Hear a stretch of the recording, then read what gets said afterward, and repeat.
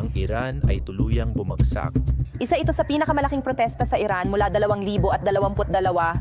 Habang nag-uusap tayo, libo-libong Iranian ang nagprotesta sa kalsada laban sa pamahalaan. Dahil sa matagal na pagpapabaya, hindi na nila kaya.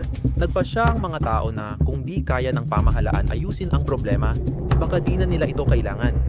Laban ito para sa kaligtasan, dignidad, at kalayaan. Base sa mga nangyari kamakailan, tila mas pipiliin ng mga Iranian na mamatay para sa kanilang paniniwala kaysa magpaapi. Malalaman mo kung bakit sa ilang sandali. Ang nangyayari sa Iran ay mas malaki, nakakabahala, at mas konektado sa mga puwersa sa labas kaysa inaakala ng karamihan. Isang sulyap lang sa mga kalsada ng Iran ay nagsasabi na ng kwento. Sa ilalim ng ibabaw, may kumukulo, at sa bawat araw na lumilipas, lalong lumalakas ang apoy ng rebelyon. Hindi agad sumabog noong Disyembre ang pagkadismaya na nagtulak sa mga tao na lumabas. Unti-unting nabuo ito sa ilang buwan. Tahimik muna bago biglang sumiklab. Nagsimula ito noong Mayo 2025. Unang tumigil sa trabaho ang mga chopper ng truck dahil sa maliit na sahod at mataas na gastusin. Kasunod ang mga panadero matapos mahirapan sa pagbili ng harina at mga pangunahing gamit. Sumunod namang nag-walkout ang mga manggagawa sa pabrika. Noon, tila maliit at hiwa-hiwalay ang mga kilos na madaling baliwalain ng autoridad. Pero nananatili ang presyon. Sumali na rin ang mga retirado. Galit dahil hindi na sapat ang kanilang pensyon para sa pang-araw-araw na buhay. Sumunod ang mga estudyante at tumabi sa kanila ang mga guro. May mga grupong nagtipon sa publiko, may placard at tahimik na sumisigaw ng panawagan. Sinusubok ang hangganan. Linggo-linggo, lumalawak ang hangganan. Pagsapit ng taglagas, kumalat ang apoy. Ang nagsimula bilang mga lokal na protesta tungkol sa sahod at kakulangan ay lumaki na at naging mas mahirap pigilan. Dumagsa ang mga tao sa kalsada ng bawat lungsod, Tehran, Isfahan, Shiraz, Mashhad, Hamadan, Karmasha, Karaj, Malard, Kesha-Mailin, Zanjan, Paradis, Kirman. Hindi na ito iilang pagsiklab. Ito'y pambansang damdamin na nagbabago sa mismong sandali. Hindi na lang sila humihiling marinig. Tumatanggi na silang umatras noon. Ngayong 2026 na. May nagbago na. Lalong tumindi ang kaguluhan ng isara ng Grand Bazaar ng Tehran. Ang mga pinto nito sa mga Iranian, mahalaga ang sandaling ito dahil ang bazaar ay hindi lang pamilihan, kundi pulso rin ng ekonomiya ng bansa. Kapag isinara ang mga pinto, malinaw ang mensahe sa lahat.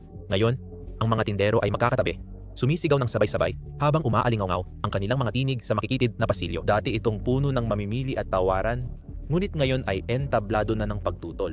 Para maintindihan ang halaga nito, kailangang maunawaan ang bazaar na matagal nang sumasalamin sa damdamin ng bansa. Kapag maayos ang lahat, puno ito ng sigla. Pero kapag may paparating na problema, tumatahimik ito. Ngayon, sarado na ang mga metal na pinto. Wala na ang mga tindang cellphone at bakal. At madilim ang mga tindahan ng appliances. Ang katahimikan ay mas makapangyarihan kaysa sigaw ng protesta sa labas. Lalo na kung sino ang mga negosyanteng naroon. Matagal nang itinuturing ang bazaar bilang konserbatibong haligi ng lipunang Iranian. Sa mga dating krisis, kadalasang kumakampi ito sa rehimen kahit tinalikuran na ng iba. Ang pagsasara ng tindahan ay hindi lang pagkawala ng kita, kundi bihirang pag-atras ng suporta. Ipinapakita ng kasaysayan na kapag nagwelga ang bazaar, nagsisimulang gumalaw ang politikal na kalagayan. At hindi naiiba ang pagkakataong ito. Ang hirap sa ekonomiya ay sumira maging ng matinding katapatan. At ang tahimik na bazaar ay nagbabala sa buong bansa. Hindi lang presyo at kakulangan ang dahilan ng protesta. Kanina lang, ngayon ay naging hayagang hamon na ito mismo sa pamunuan. Naririnig na rin ngayon sa lansangan ang mga sigaw laban sa kataas-taasang pinuno. Ipinapakita nito kung paano tumindi ang damdamin at kung paano ang pagkadismaya ay naging pagtutol. Wala nang alinlangan sa mga sigaw. Umaatungal na ang mga tao. Kamatayan sa diktador sa Tehran, Isfahan, Shiraz, at iba pang lugar. Ang mga dating binubulong, ngayoy malakas nang isinisigaw sa kalsada. Mula sa galit sa tinapay at sahod, naging tuwirang pag-atake ito sa sentro ng kapangyarihan. Dumadagundong ang mga sigaw ng protesta sa paligid ng mga saradong tindahan at gusali ng gobyerno. Bawat sigaw ay higit pa sa protesta. Ito ay isang pahayag na naubos na ang pasensya. Hindi na humihingi ng tulong ang tao, kundi ang pagtatapos ng pamumuno mismo. Ramdam sa kalsada ang marupok na kalagayan na parang pwedeng bumaligtad kahit kailan. Umaakyat ang usok mula sa nasusunog na harang, may amoy ng gasolina at tunaw na plastik.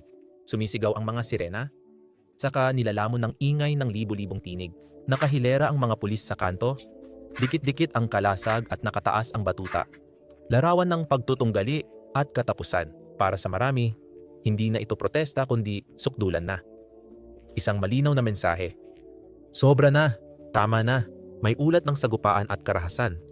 Ngunit natatago ang totoong pinsala dahil sa sensura. May bakas ng dugo sa kalsada na humahalo sa ulan at alikabok. Saglit na ipinapakita ang mga bagay na di kayang ipakita ng kamera. At gayunpaman, sa kabila ng kalupitan, patuloy na lumalaki ang mga protesta. Bawat sagupaan ay tila kabaliktaran ng nais mangyari ng mga awtoridad, lalo nitong pinatatag ang kanilang paninindigan at pinalakas ang kilusan. Sa halip na maglaho, lalong lumalawak, mas nagliliwanag, at mas mahirap pigilan ang apoy sa bawat araw na lumilipas. Hindi lang sa kabisera nararamdaman ang tindi nito. Ang mga Kurdish na komunidad na matagal nang pinabayaan ng sentral na pamahalaan ay ngayoy umaalingaw sa mga sigaw at tunog ng tambol. Iniwan ng manggagawa sa Asiluye ang planta at sumali ang mga retirado sa mga rally sa lungsod. Hawak ng magulang ang kamay ng anak habang sumisigaw ng islogan laban sa kakulangan at katiwalian. Itinataas na ng mga lolo't lola ang dating tahimik nilang tinig. Hatid ng protesta ang hirap ng pamilyang walang laya sa paliligo, pagluluto ng walang rasyon, at pagmasdan ang paglaki ng anak na may dignidad. Ang mga kalsada ay hindi na basta mga guhit lang sa mapa, kundi isang buhay na salamin ng araw-araw na pakikibaka para mabuhay. Lahat ng ito ay nagpapalinaw. Hindi basta emosyon ang protesta, kundi resulta ng pagkadismaya, paghihirap, at kapabayaan. Para maintindihan bakit ganito ang sitwasyon, dapat tingnan ang mga puwersang nagtulak sa kanila sa kalsada at nag-iwan ng walang ibang pagpipilian kundi kumilos. Sa loob ng maraming taon, ang mga tao sa buong Iran ay nagtiis. Sinasabi sa kanilang sarili na baka gumanda pa ang kalagayan kung maghihintay lang sila ng kaunti pa. Tumaas ang mga presyo buwan-buwan. Habang unti-unting nawalan ng halaga ang sahod, naging mahirap hanapin ang mga pangunahing bilihin. At kapag mayroon man, mas mahal ito kaysa sa kayang bilhin ng karamihan sa mga pamilya. Nagpapalampas ng pagkain ang mga magulang or nagtitipid para lang makakain ang kanilang mga anak. Nagpupuyat ang mga estudyante sa pag-aaral at pangarap na parang mailap ang kinabukasan. Araw-araw pumapasok sa trabaho ang mga manggagawa kahit kulang ang kita. Umaasang babalik ang katiyakan balang araw. Sa kabila ng lahat, tahimik na dinadala ang dismaya. Natutunan ng tao mabuhay, pero hindi tunay na mamuhay. Umasa silang makikialam ang gobyerno o may taong aayos ng mga nasisira. Manipis at marupok ang pag-asa, nakatayo sa mga pangakong paulit-ulit na binibigkas. Ngunit kailanman ay hindi tinutupad. Gayunpaman, marami pa rin ang kumapit dito dahil mas nakakatakot ang bumitaw. Pagbagsak ng riyal, nawala na rin ang pinanghahawakan ng mga tao. Noong Disyembre, umabot sa pinakamababa sa kasaysayan ng Iran ang halaga ng pera na 154 na milyon laban sa dolyar ng United States. Halos magdamag, tumaas ng biglaan ang mga presyo ng pagkain, gamot, at mga pang-araw-araw na pangangailangan. Ang dati ng mahirap ay naging imposible na. Ang implasyon na lampas 40% ay nagtulak sa mga simpleng bagay na hindi na kayang abutin. Sa ilang linggo, ang mga pamilyang dating nakakaraos ay biglang hinarap ang hindi na matakasan nilang katotohanan. Kitang-kita mo ang sandaling iyon. Sa malaking pamilya ng Tehran, isinara ng mga tindero ang pinto, binagsak ang mesa sa galit, at umalingaw-ungaw ang sigaw sa matagal ng tahimik na eskinita. Hindi sanay magprotesta ang mga negosyanteng ito. Tahimik silang nagtiis sa mga krisis. Sapat na ang kanilang reaksyon. Ang pagbagsak ng riyal ay hindi lang ekonomikong dagok. Ito rin ang oras na napagtanto ng marami na walang tulong na darating. Habang patuloy na bumabagsak ang halaga ng pera, naging simbolo ito ng unti-unting pagkawala ng lahat. Naglaho ang ipon, nawala ang seguridad, at unti-unting nawala ang dignidad. Ang matagal ng pag-asa ng mga tao ay nawala na at napalitan ng kaliwanagan, hindi kalituhan. Ibinunyag ng pagbagsak ang matagal ng nararamdaman ng lahat na hindi na kayang tiisin. Ang buhay sa Iran ay naging hindi na matiis. Walang naidulot ang paghihintay at naubos na ang tiwala. Nang dumagsa ang mga tao sa kalsada, hindi lang sila nagprotesta sa presyo ng pera, kundi para rin sa kanilang kaligtasan. Matagal kong tinago ang pagkadismaya. Pero ngayon gusto ko na itong iparinig. Hindi lang ito ang buong kwento. Madaling ibunton sa pagbagsak ng Riyadh, ang Sisi, pero paliwanag lang iyon sa biglaang pagsabog. Hindi sa matagal ng pagkasira, pagbagsak ng pera ang mitya, hindi dahilan. Ang nagtulak sa Iran sa ganitong kalagayan ay mga taon ng unti-unting pagkasira na naipon taon-taon nang walang tunay na pag-aayos. Mahigit 10 taon nang humihina ang ekonomiya dahil sa mahinang pamamahala sa mga institusyon. Ang mga institusyong dapat nagpoprotekta sa tao ay naging daan ng korupsyon. Inilihis ang pera mula serbisyong pampubliko sa mga pribadong grupo. Ipinagbawal ng mga parusa ang kalakalan at dayuhang pera. Nahihirapan ang mga negosyo na mag-angkat ng mga materyales at nahihirapan din ang mga pamilya na magplano kahit 1 buwan pa lang ang hinaharap. Imbes na harapin ang mga problema, umasa ang mga leader sa panandaliang solusyon tulad ng pag-imprenta ng pera, pangungutang, at itinulak ang mga issue sa hinaharap. Taon-taon, lumalaki ang mga bitak hanggang bumigay ang sistema. Kita ang pagbagsak ng pananalapi ng gobyerno. Matagal nang kulang ang budget ng Iran, na aabot sa halos 30% ng gross domestic product sa 2024 at 2025. Hindi ito bigla ang nangyari. Unti-unting naipon ito dahil sa patuloy na pagtaas ng gastos at pagbaba ng kita, lalo na sa mga parusa. Upang matugunan ang kakulangan, napilitang mangutang at mag-imprenta ng pera ang estado na nakaapekto sa mga karaniwang Iranian. Ibig sabihin nito, unti-unting lumiit ang buhay. Mas kaunti ang nabibili ng sahod bawat buwan at mas malaking bahagi ng kita ang napupunta sa upa. Ang pagkain ngayon ay kailangang tipirin. Parang walang silbi ang pag-iipon dahil sa inflasyon. Bago pa bumagsak ang riyal, marami ng pamilyang nahuli. Marami ring nagtitiis at umaasa na gaganda rin ang kalagayan. Sa halip, patuloy na dumudulas ang sitwasyon. Lalong lumala ang lahat dahil sa mga parusa. Lalo pang tumaas ang presyon dahil sa bagong parusa ng United Nations at Europa, habang nauubos ang kakayahan ng mga tao makaraos. Kasama rin dito ang mas pinaigting na maximum pressure campaign ni Trump matapos ang Hunyo na mga pag-atake. Bilang resulta, bumagal ng husto ang kalakalan sa ibang bansa, naubos ang reserbang pera, at gaya ng dati, huminto ang pag-aangkat. Naramdaman ng mga mamamayan ang sakit habang tumataas ang halaga ng pamumuhay. Ang tinapay na dating 20,000 reals ay naging 3,000 at 5,000 na. At tumaas din ng higit 30% ang presyo ng gasolina. Naging mahirap hanapin o sobrang mahal ng mga gamot, kaya maraming pamilya ang hindi na lang bumibili. Ang maling pamamahala sa bansa ang nagpasimula. Ngunit ang mga panlabas na problema ang nagpalala ng sitwasyon. Ang mga ordinaryong pamilya ang napipilitang magbayad sa mga desisyong di nila kontrolado. Habang tumitindi ang pressure sa ekonomiya, sumalpok ito sa isa pang krisis na hindi na kayang baliwalain ng mga tao. Ang pagbagsak ng kalikasan, lalo na ng tubig. Malapit nang maabot ng Tehran ang zero day, kung saan maaaring mawalan ng tubig ang mga gripo sa loob ng ilang linggo. Para sa isang lungsod na may halos 15 milyong tao, binabago ng takot na iyon ang lahat. At hindi ito haka-haka lamang. 6 na sunod-sunod na taon ng tagtuyot ang tiniis ng Iran na nag-iwan sa bansa na tuyong-tuyo. Pinakamababa sa kasaysayan ang antas ng mga imbakan ng tubig na sumusuporta sa kabisera. Ang Amir Kabir Dam ay halos 8% na lang ang kapasidad, habang ang Latyan Dam ay mas mababa pa sa 10%. Nararanasan na ng tao ang katotohanan. May mga lugar na nawawalan ng tubig ng oras, kaya nagrarasyon ang mga pamilya. Pinag-iisipang mabuti ang paglalaba, paliligo, at pagluluto. Para sa mga nahihirapan dahil sa mahal ng bilihin, ang banta ng pagkawala ng tubig ay nakakapagpaalala at nakakatakot. Ang zero day ay hindi talinghaga kundi bilang pabalik. Ang sakunang ito ay hindi lang tungkol sa panahon. Nagpalala ito dahil sa maling pamamalakad ng ilang taon. Itinayo ang mga dam ng walang pangmatagalang plano, pinatuyo ang aquifer. Nasayang ang tubig sa pananim na mababa ang ani. Habang natutuyo ang mga lungsod, 70% ng tubig sa Iran ay ginagamit sa agrikultura, ngunit maliit lang ang balik na kita. Iniiwan ng magsasaka ang lupang minana. Habang nagrasyon na ng supply ang mga lungsod, nagbabala ang mga opisyal na posibleng lumikas ang Tehran kung hindi uulan. Ang ideya ng paglilipat ng kabisera ay nagpapakita kung gaano kalapit ang sistema sa pagbagsak. Habang nauubos ang tubig, bumababa rin ang kalidad ng hangin.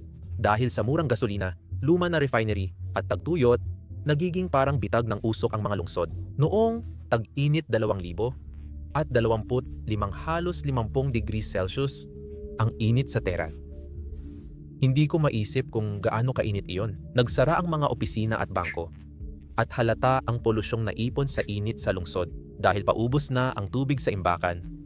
Walang naiiwang pangharang sa alikabok at smog.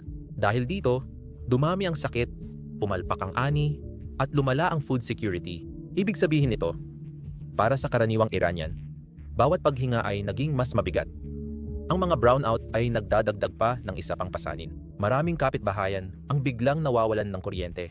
Kaya napipilitang maghintay sa init ang mga pamilya hanggang bumalik ang ilaw at refrigerator. Kapag nawala ang ugong, nagsisimula ng masira ang pagkain at unti-unti ring nawawala ang kaunting seguridad ng mga tao tuwing brownout. Kasabay nito, patuloy na tumataas ang presyo ng gasolina, lalong binabawasan ang kita ng mga tao na unti-unti nang lumiit. Ang pagtatrabaho, pagpapatakbo ng generator at pag-aalaga ng tindahan ay tila imposible na. Ang mga dati nating pang-araw-araw, gaya ng kuryente, gasolina at pagpapalamig ay nagiging pabigat na ngayon.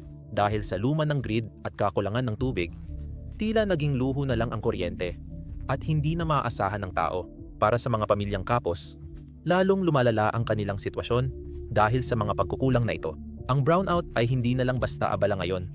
Paalala ito na hindi na kayang ibigay ng sistema ang mga pangunahing pangangailangan ng makabagong pamumuhay. Bawat panis na pagkain, gabing brownout, at mahal na gasolina ay paulit-ulit na paalala ng parehong katotohanan. Palala ng palala ang buhay bawat araw.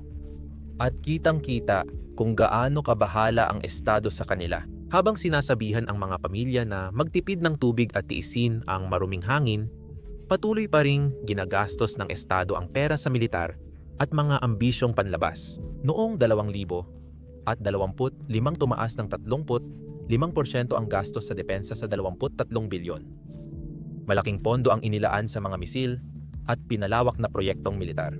Hindi bumaba ang presyo ng pagkain, napuno ang imbakan ng tubig, o luminis ang hangin sa mga aksyong ito. Hindi maikakaila ang pagkakaiba. Habang bilyon-bilyong pondo ang dumadaloy sa mga sandata, pasilidad nuklear, at mga alyansang panlabas, nag-aalala ang mga pamilya sa bahay kung may lalabas pa bang tubig sa gripo o puro alikabok na lang. Pag-isipan mo yon, ginawang simbolo ng pag-unlad at dangal ang programang nuklear sa loob ng mga dekada. Gayunpaman, makalipas ang ilang trilyon, para sa maraming Iranian, naging simbolo na ito ng sakripisyo na walang gantimpala. Sa 2025 naabot ng Iran ang nuclear threshold at pinayaman ang uranium hanggang 60. Napakalaki ng saklaw, ngunit halos hindi nagbago ang araw-araw na buhay. Hindi bumaba ang kuryente, walang dagdag trabaho, at mahal pa rin ang pagkain. Bilang isang karaniwang mamamayan, parang laging lumalabas ang pera at di pumapasok. Kaya para sa marami, lalong humirap ang buhay dahil sa mga dayuhang ugnayan. Noong 2025 pumirma ang Iran ng 20 taong estratehikong kasunduan sa Rusya tungkol sa depensa, enerhiya at teknolohiya. Nangako ang kasunduan ng bagong pamumuhunan at mga makabagong sistema. Kaunti lang dito ang natupad. Mas lalo nitong inilubog ang Iran sa tunggaliang geopolitikal at nagdulot ng mas mahigpit na parusa. Habang nangyayari ito, nakikinabang ang Rusya sa pag-export ng enerhiya at kooperasyon sa depensa. Ang nakikita ng mga tao ay ang kanilang minamahal na bayan, ang nagiging punching bag at sumasalo ng gastos ng mga tunggalian na hindi naman sila ang nagsimula. Ang kawalang katarungan ay tumigas bilang galit habang dumarami ang pagkukulang, panggigipit sa ekonomiya, pagbagsak ng kalikasan, at dayuhang prioridad na hindi pinapansin ang buhay araw-araw. Ipinakita lang ng pagbagsak ng riyal ang matagal ng sira. Ngayon, ramdam na ito sa mga lansangan. Mataas pa rin ang youth unemployment, nasa 20% sa mga lungsod, at mas mataas pa para sa mga kabataang babae. Ang kolehiyo ay humahantong sa paghihintay, hindi oportunidad. Ang mga pangarap ay nagiging plano ng pag-alis. Kumalat ang mga welga sa mga pabrika, paaralan, mga oil field, at ospital. Nag-walkout ang mga guro, sinamahan ng medical staff, minero, retirado, at estudyante. Nagmarcha at nagprotesta rin ang mga magulang kasama ang anak. Kaya kapag umatras ka at tiningnan mo ito, hindi na ito simpleng problema na lumala. Isa na itong ganap na banggaan. Sabay-sabay nang nangyayari ang kabiguan sa ekonomiya, pagbagsak ng kalikasan, at maling prioridad. Hindi lang ito tungkol sa pag-aayos ng isang pulisiya o pag-adjust ng isang linya ng budget. Ito ay isang pambansang punto ng pagbagsak. Hindi na reforma o pasensya ang hiling ng tao, kundi ang mga pangunahing kailangan: tubig, pagkain, katatagan, at dignidad. Tapos na sila. Sawa na sa tahimik na paghihintay habang unti-unting nawala ang mga bagay. Dumating ang sandaling nagbago ng lahat. Noong Disyembre 18 sa wakas ay binanggit ng Pangulo ang matagal ng damdamin ng mga tao. Habang nakikipag-usap sa mga estudyante at akademiko sa universidad, inamin niya na ang krisis ay lampas na sa kontrol ng gobyerno. Diretso at tila sumusuko na ang kanyang mga salita.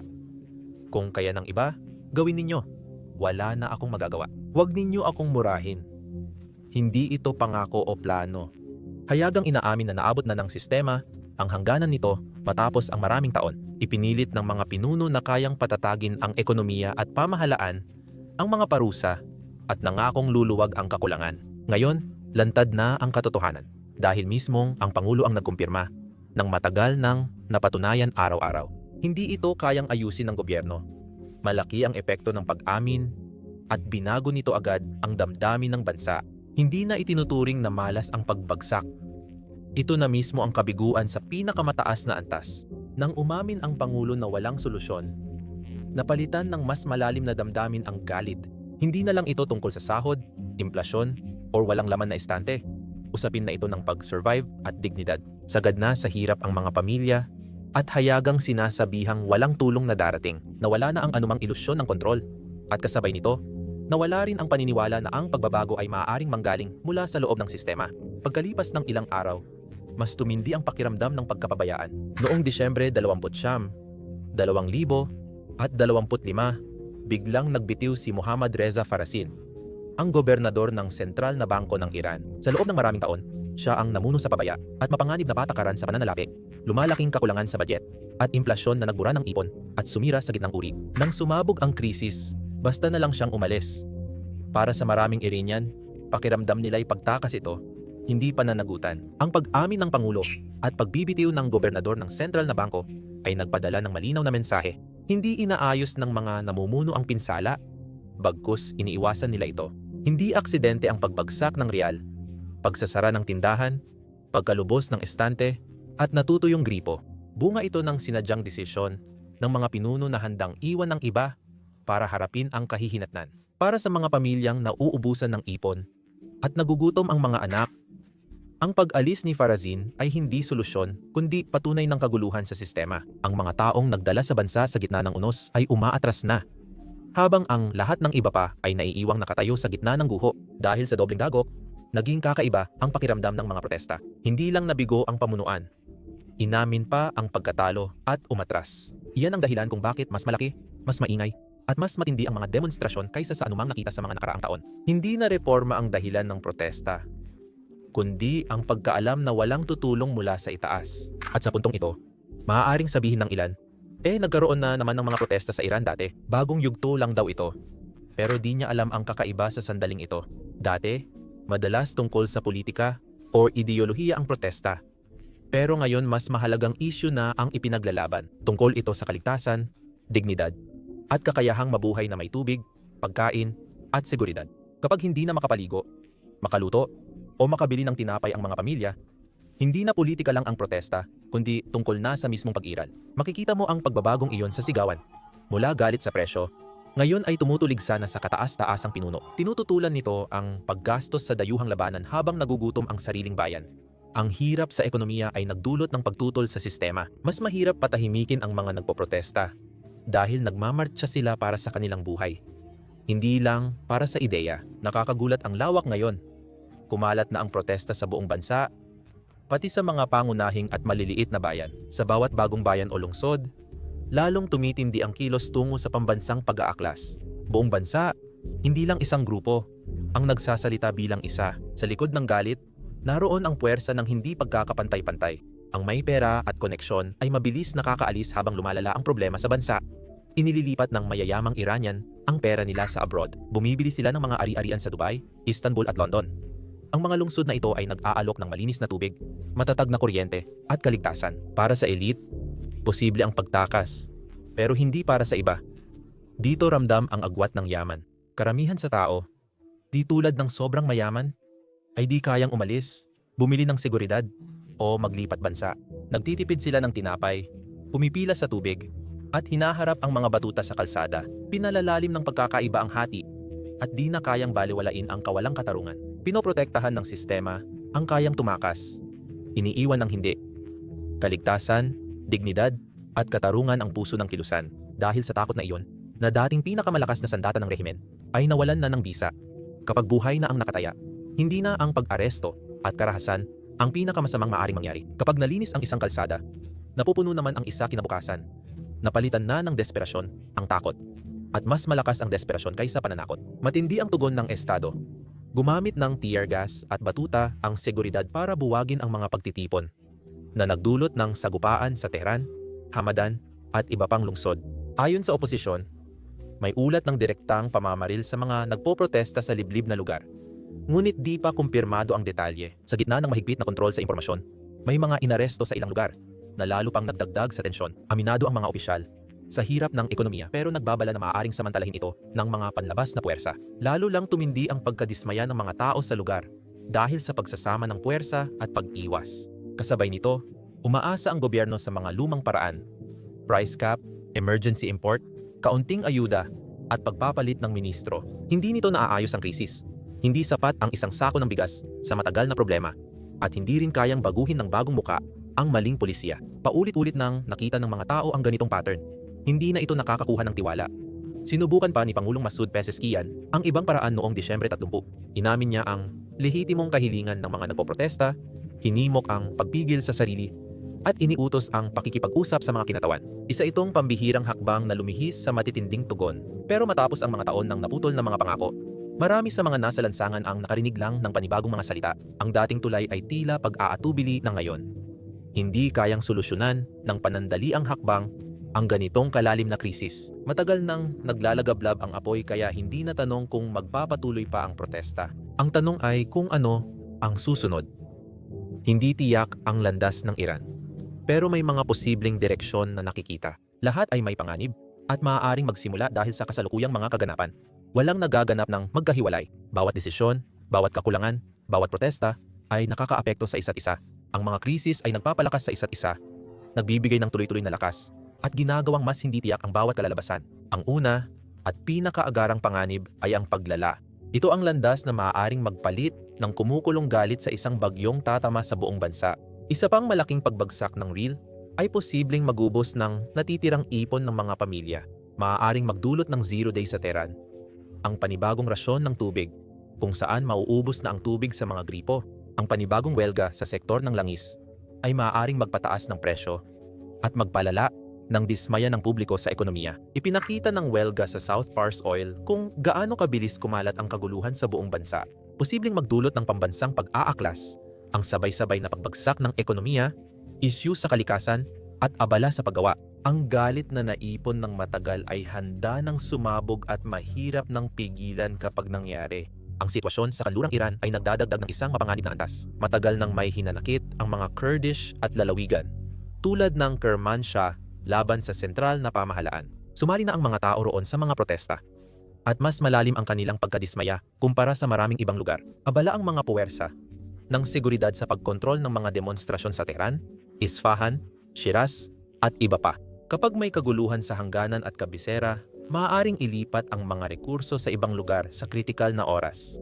Maaaring makita ng mga militante at mga oportunista na matagal nang naghihintay ng pagkakataon noong mga nakaraang kaguluhan ang kanilang tsansa ngayon. Kung magsanib ang galit ng mga tao at panlabas na puwersa, pwedeng lumala ang krisis mula protesta sa kalsada tungo sa mas marahas na sitwasyon. Ang ganitong pagsiklab ay maaaring kumalat sa karatig bansa, magdulot ng kaguluhan sa marurupok na rehiyon, at madamay pati mga kapitbahay na ayaw sumali. Posible rin ang pagkakawatak-watak, kung saan magpapatuloy ang hiwa-hiwalay na lokal na protesta na walang koordinasyon at unti-unting humihina sa ibang lugar. Ang depresyon, pag-aresto, at pagod ay nagpapabagal sa kilos. Marami na ang napatay at libo-libo ang naaresto. Ginagamit ng Estado ang pagod bilang kasangkapan. Kung bumalik ang takot o makaramdam ng pag-iisa ang mga komunidad, maaaring mawala ang momentum at manatili ang galit. Kung walang pagkakaisa, hindi ito magiging puwersa para sa tunay na pagbabago. Parang apoy na kumikislap saglit at namamatay, naiiwan lang ang amoy ng usok at pagkadismaya. Ang pagwawasto ng mga patakaran ay isa pang landas, bagaman ipinapakita ng kasaysayan na bihira itong mangyari kung walang matinding presyon mula sa mga tao sa lansangan. Pwedeng subukan ng gobyerno ang transparency, targeted subsidy, o infrastruktura para mapagaan ang hirap. Ang pagbawas ng gastos sa ibang bansa at militar ay magpapalaya ng bilyong pondo para sa pagkain, gamot, at proyekto sa tubig. Tumaas ng 35 ang gastusin sa depensa noong 2000 at 25 umabot sa 23 bilyon. Ang perang iyon sana ay nakatulong upang mapatatag ang mga kabahayan at napigilan ang ilang desperasyon na ngayon ay nakikita na sa bawat lungsod. Bihirang kumilos ang mga pinuno ng kusa. Alam ito ng mamamayan kahit walang presyon. Ang mga pangakong patakaran ay nananatiling mga salita lamang sa papel, mga hungkag na kilos na hindi umaabot sa mga taong nangangailangan. Pinakamapanganib ang landas na dulot ng panlabas na dago. Maaaring palalain ng panrehiyong sigalot ang mga kahinaan ng bansa lampas sa hangganan ng Iran. Ang kaguluhan ay umaakit ng matinding pansin, Washington at Tel Aviv. Simula pa noong nagkaroon ng pagkakataon, nagpulong sina Pangulong Trump at punong Ministro Netanyahu para talakayin ang magkaiba nilang pananaw sa gitnang silangan. Pero pagdating sa Iran, nagkakatugma ang kanilang mga interes. Sa pahayag niya, nagbanta si Trump ng dagdag na pag-atake at nangakong dudurugin ang Tehran kung lalaban para sa Israel. Pinahihina ng mga protesta at pagbagsak ng ekonomiya ang matagal ng kalaban ng Estados Unidos. Nagbibigay ito ng tsansang idiin ang Iran habang mahina sila. Pinalalakas ng Russia at China ang relasyon sa enerhiya at armas kasama ang Tehran. Ang Saudi Arabia at United Arab Emirates ay nagmamasid, nag-aalala sa kaguluhan, pero nakikita rin ang tsansang bawasan ang impluensya ng Iran sa rehiyon. Sa ganitong paraan, ang krisis sa loob ng bansa ay hindi na lang tungkol sa kakulangan ng pagkain at tubig. Nagiging lugar ito ng pagsubok ng impluensya ng mga dayuhang bansa. Sinusukat kung hanggang saan kakayanin ng Iran bago bumigay. Pinapalala ng matinding pagbabago ng klima ito. Ang tagtuyot ay pwedeng magdulot ng rasyon ng tubig sa mga lungsod at magdulot ng pagkataranta. Delikado na ang mababang imbakan ng tubig sa Tehran. Isa pang tagtuyot ay maaaring magdulot ng krisis sa milyon-milyon. Pagsamahin mo pa iyan sa mga parusa o kaguluhan.